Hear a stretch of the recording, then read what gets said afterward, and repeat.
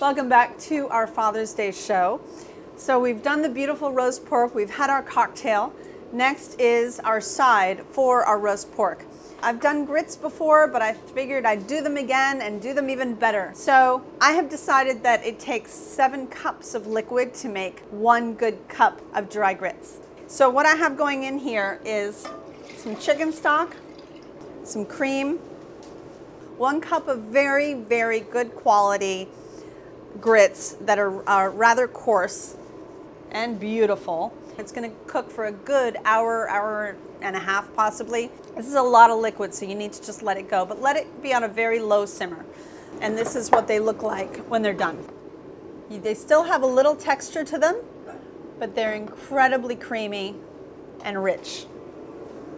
So to finish them, there's a couple things I have going on. So I have my corn roasting on the grill, fully husked and everything. We didn't take anything off of it.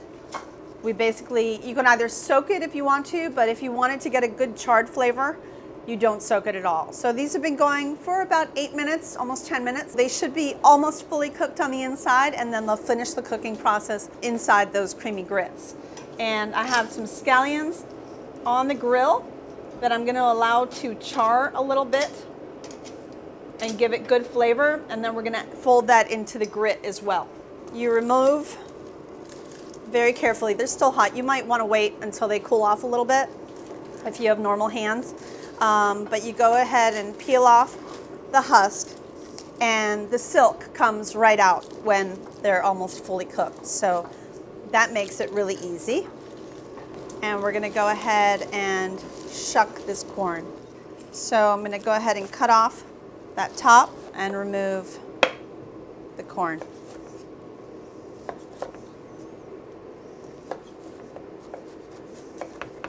But just make sure that you remove every good edible part from there, because it would be a waste not to.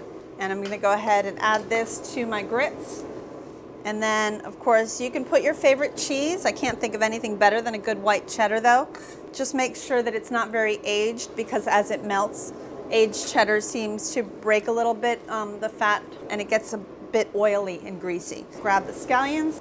I'll add the cheddar to the grits.